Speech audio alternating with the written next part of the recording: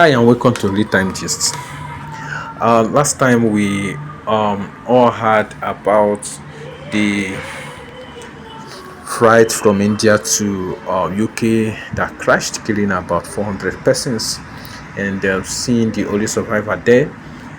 So after some time of medical attention, he was taken into custody for questioning, and we have seen that there were some development around the cause of this um, crash. Some people say there were footage of movement around the plane before takeoff.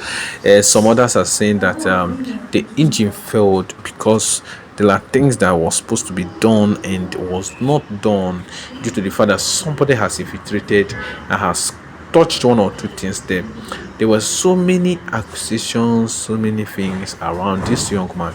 But then the truth of the matter is, I want to ask, do they normally re-examine, check everything before departure? How does it operate? If the answer is this or that, then we need to know, is it after checking that these people were dropping all this because they say black box, according to them, they say black box. I don't know why they will never find a black box before the departure, because this life loss is paining everyone around here. It's very painful.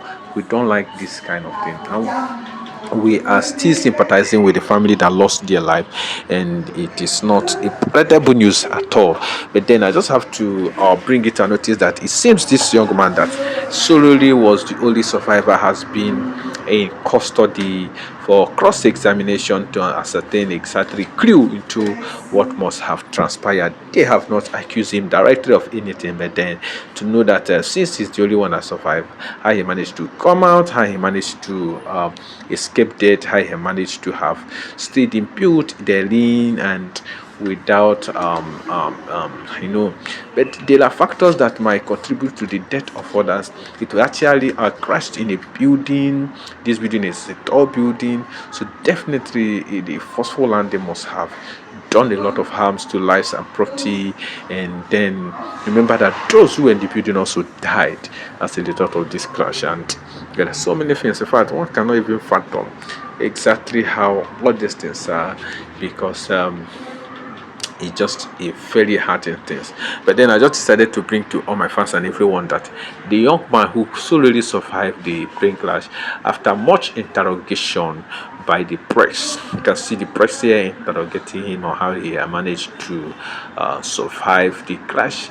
They were just questioning him randomly to get a clue of how he managed to be the sole survivor of the crash.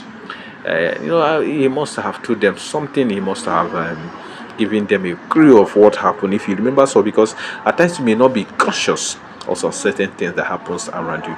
You can only talk about those ones that actually happened, that you understood and you are aware of, and that's the reason he's making the interview looks more as if he's speaking.